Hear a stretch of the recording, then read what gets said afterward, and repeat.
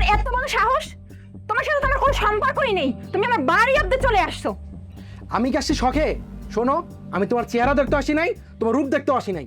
তুমি আমার বোনের সংসার ভাঙার জন্য যে পায়তারা শুরু করছো, এই জন্য আসছি তোমাকে বোঝানোর জন্য। কেন মনে নেই?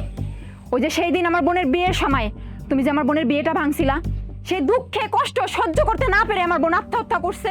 সেই দিন থেকে আমি সিদ্ধান্ত নিয়েছি তোমার বোনদের সংসার আমি ভাঙবো। আচ্ছা বাদ দাও না সেই বিষয়টা।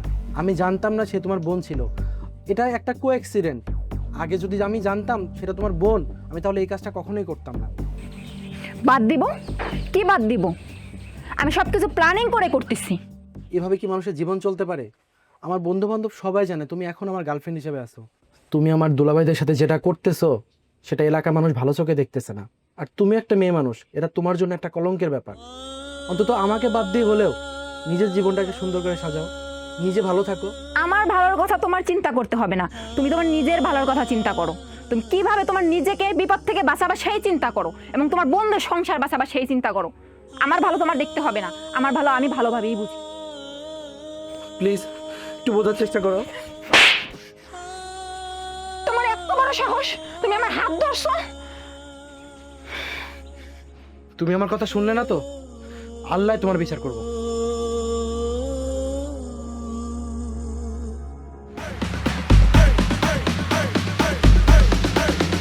তুমি কি চুলে আজকে শ্যাম্পু করে আসছো? ফ্লেভারটা কিন্তু সুন্দর। তাই? হ্যাঁ। তোমার চুলে ফেলেবার পরে দেখবা। আচ্ছা, তুমি তোমার বউকে কবে তালাক দিবা বলো তো? এভাবে আর কতদিন? আর বলো না, এটা নিয়ে না আমিও খুব টেনশন আছি বুঝছো। আমার বউ শালা শ্বশুরের মাইয়া, মানে কিভাবে জানি আমার বাপ মারে ম্যানেজ করে ফেলাইছে। আমি আমার বাপ মার জন্য আমার বউটাকে তালাক দিতে পারতেছি না। কে কিভাবে তোমার বাবা মারে ম্যানেজ করছে সেটা আমার দেখার বিষয় না, তুমি তাকে কবে তালাক দিবা সেটা আমাকে বলো। এইভাবে আর লুকাই চোরাই দেখা করতে পারবো না আমি। আচ্ছা বাবু শোনো, তুমি রাগ করো না। এইবার যেভাবে হোক আমি বাসায় গিয়ে ওরা ঘাড় ধাক্কা দিয়ে বাই করে দিব।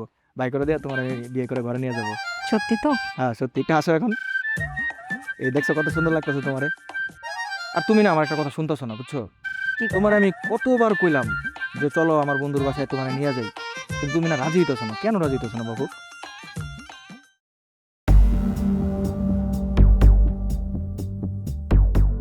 রাখো তো তোমার বন্ধুর বাসা, আগে তোমার বউকে তাড়াও, তারপরে যাব। চলো না বিয়ের আগে যাই। না, তোমার বউকে যখন তাড়াবা তখনই যাব। ও দেখি আমার দুলাভাইয়ের সাথে প্রেম করতেছে।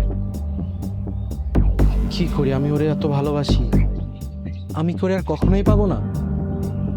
এখন দেখতেছি ওর জন্য আমার বোনের সংসারটা ভাঙবে। কি করা যায়?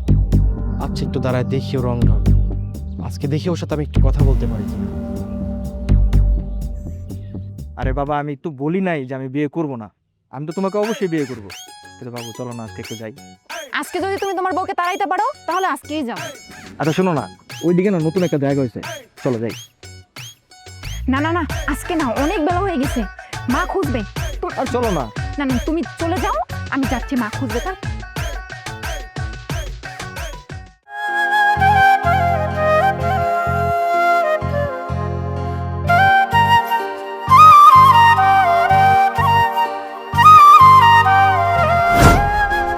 এখন হইতেছে না।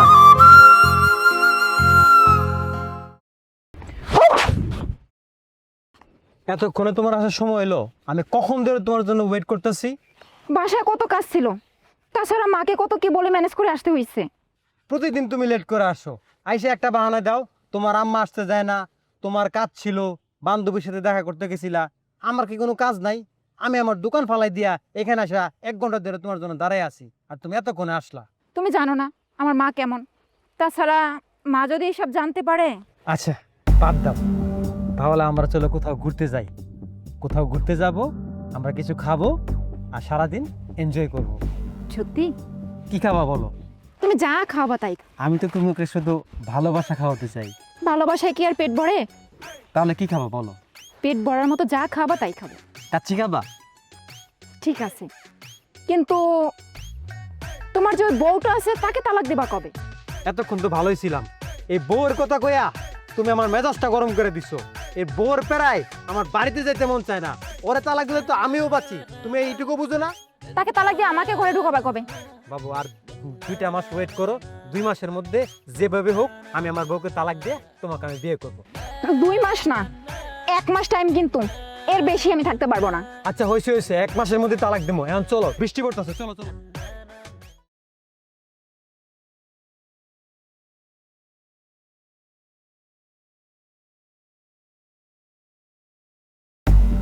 তুমি, তোমার এত বড় সাহস! তোমার সাথে তো আমার কোনো সম্পর্কই নেই, তুমি আমার বাড়ি অব্দি চলে আসছো। আমি কি আসছি শখে?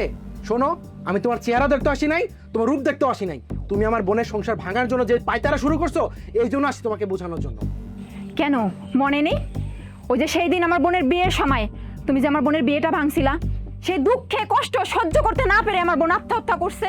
সেই দিন থেকে আমি সিদ্ধান্ত নিয়েছি তোমার বোনদের সংসার আমি ভাঙবো। আচ্ছা বাদ দাও না সেই বিষয়টা। আমি জানতাম না সে তোমার বোন ছিল, এটা একটা কোঅ্যাক্সিডেন্ট। আগে যদি আমি জানতাম সেটা তোমার বোন, আমি তাহলে এই কাজটা কখনোই করতাম না। বাদ দিব? কি বাদ দিব? আমি সব কিছু প্ল্যানিং করে করতেছি। এভাবে কি মানুষের জীবন চলতে পারে? আমার বন্ধু বান্ধব সবাই জানে তুমি এখন আমার গার্লফ্রেন্ড হিসেবে আছো। তুমি আমার দুলাভাইদের সাথে যেটা করতেছো সেটা এলাকার মানুষ ভালো চোখে দেখতেছে না। আর তুমি একটা মেয়ে মানুষ, এটা তোমার জন্য একটা কলঙ্কের ব্যাপার। অন্তত আমাকে বাদ দিয়ে হলেও নিজের জীবনটাকে সুন্দর করে সাজাও, নিজে ভালো থাকো। আমার ভালোর কথা তোমার চিন্তা করতে হবে না, তুমি তোমার নিজের ভালোর কথা চিন্তা করো। তুমি কিভাবে তোমার নিজেকে বিপদ থেকে বাঁচাবা সেই চিন্তা করো, এবং তোমার বোনদের সংসার বাঁচাবা সেই চিন্তা করো। আমার ভালো তোমার দেখতে হবে না, আমার ভালো আমি ভালোভাবেই বুঝি। প্লিজ একটু বোঝার চেষ্টা করো। তোমার এত বড় সাহস, তুমি আমার হাত ধরছো! তুমি আমার কথা শুনলে না তো, আল্লাহ তোমার বিচার করবো।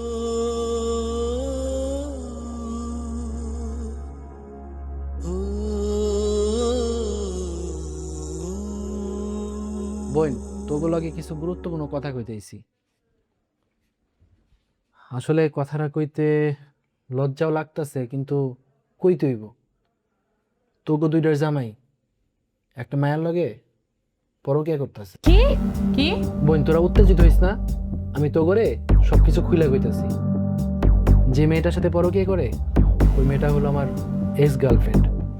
এক সময় ওর সাথে আমার রিলেশন ছিল, কোনো এক কারণে ভুল বোঝাবুঝি হয়, আমার একটা মিথ্যা কথার জন্য ওর বোনের বিয়েটা ভেঙে যায়। আর ওর বোনের বিয়ে ভাঙার কারণে ওর বোন আত্মহত্যা করে। আর ও সেই জিদে ও তোগরে দুইটা সংসার কেমনে ভাঙতে হইব ও উঠা পড়ে লাগছে। আর আমার সাথে চ্যালেঞ্জ করছে যে ও যেমনে পারবো তোগরে দুইটা সংসার ওই ভাঙবো। বোন দেখ, তোগরে একটা রিকোয়েস্ট, এখন তোগরে জামাই রে কিছু জানাইস না। তোরা দুইজন খালি আমার লগে ওই মেয়ের বাসা চল, যা বুঝাই কইলে ওই মানবো। কারণ ওই সব কিছু আমার উপর জিদ করে করতেছে। কি শুনাইলা ভাইজান তুমি আমারে? আল্লাহ গো আল্লাহ, আমি ওরে ভালোবাসা বিয়ে করলাম, ওই আমার লগে এই কাজটা করতে পারলো না? ভাইজান, আমি ওর ভাত আর খাবো না, আমি ওরে ডিভোর্স দিমু। ওর সংসার আমার দ্বারা আর করা সম্ভব না। ও আমার মতো একটা সুন্দরী রেখে আরেকটা মাইয়ার লগে পরকিয়া করতেছে। তুমি যত যাই কও ভাইজান, আমি ওর ভাত খাবো না, আমি ওরে ডিভোর্স দিমু। তুই কি করবি তোর জামাইরে নিয়া? তুই সিদ্ধান্ত নে। আমার জামাইটা তো ভালোই ছিল, আমার বাবা মা দেখেই বিয়ে দিছিল। ও আমার অনেক ভালোবাসতো, ও আমার এইভাবে ঠকাইলো, ওর সংসার আর আমি করবো না। ও তো খুব ভালো মানুষ, 5 ওয়াক্ত নামাজ পড়ে, তারপরে এই কাজটা কেমনে করলো? ওর প্রতি আমার ঘৃণা আসছে। সি, তোরা এখন তোর জামাগুলো কিছু কইস না, আমার লগে একশো মেয়ের কাছে যাইস, যা বুঝাই কইলে সব কিছু মানবো। বোন, তোমাদের সাথে কি কি হয়েছে আমার ভাই আমগরে সবই খুইলা গেছে। এখন যাই হয়েছে না কেন, তুমি ভুইলা যাও। আমাগো জামাইয়ের কাছ থেকে তুমি সইরা দাঁড়াও, আমগো 2 বোন রে সুন্দরভাবে সংসার করতে দাও। কেন সরে যাব? তুমি তোমার হাজবেন্ডকে সামলাও, আমাকে না। শোনো, তোমার একার জন্য কি 5টা জীবন তুমি নষ্ট করবা? বোন, আমি তো প্রেগনেন্ট, আমার সন্তানের কথা চিন্তা করে তুমি আমাদের জীবন থেকে সরে যাও। আর তুমি তোমার একার জন্য আমাদের 5টা জীবন নষ্ট করবা? বলো। শয়তান, তোর কাছে আসাটা আমার ভুল হইছে। আপা চলো। দাঁড়াও, আমি এতটাও পাষাণ না যে একটা সন্তানের ভবিষ্যৎ এইভাবে নষ্ট করব।